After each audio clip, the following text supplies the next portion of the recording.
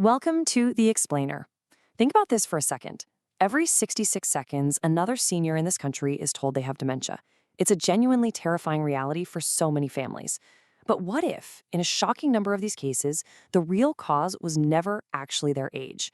What if the true villain was just a bottle sitting quietly on the bathroom shelf, a medication they were promised was completely safe?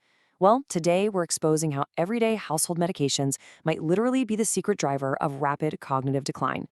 Okay, let's dive right into this. Today, we're covering 1. Dementia or just age. 2.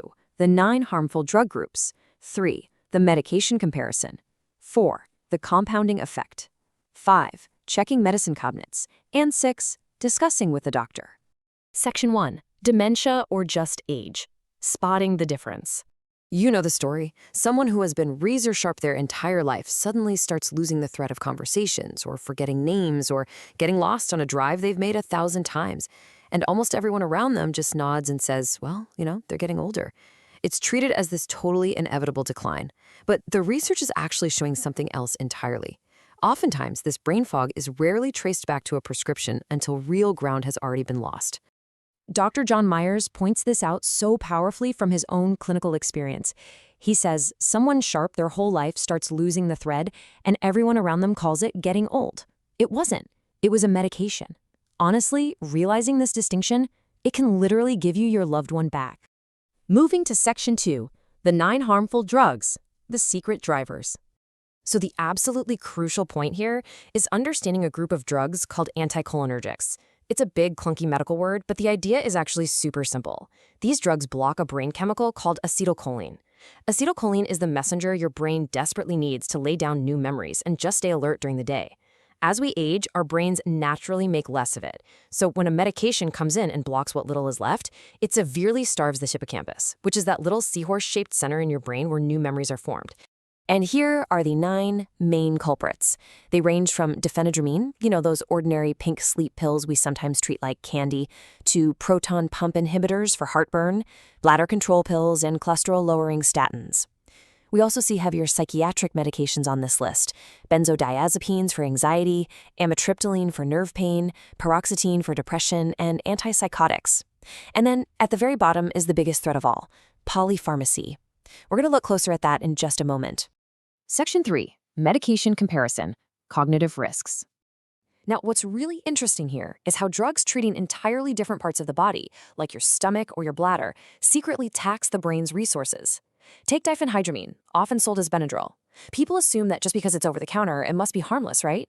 Yet regular use shows a 54% higher risk of developing dementia. Wow.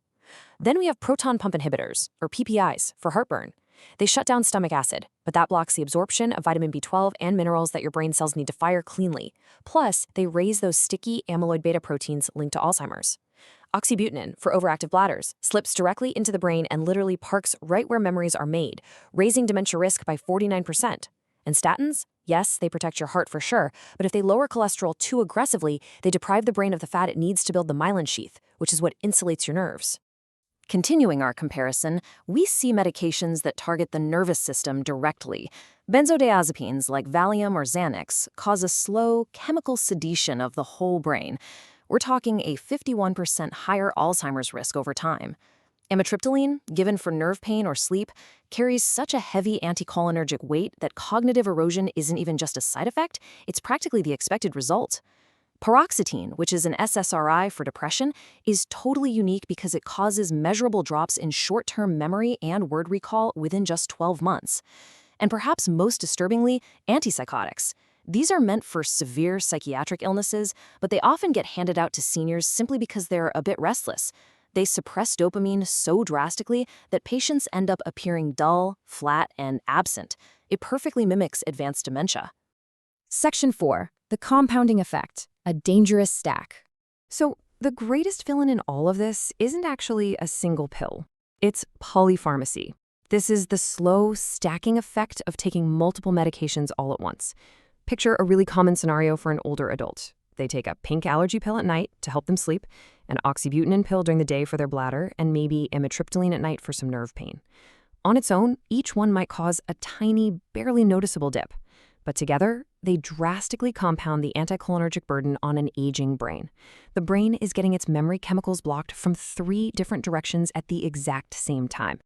And the result of that compounding effect? A staggering 120% higher risk of dementia within 10 years for those with the highest anticholinergic burden. It literally more than doubles the risk. And the real tragedy here is that the vast majority of these patients had absolutely no idea they were even on these types of drugs to begin with. No one sat down and added up the total weight. Section 5. Check medicine cabinets, a daily action plan. Let's move to how this builds into an empowering daily action plan. If you're caring for someone, you can do this today.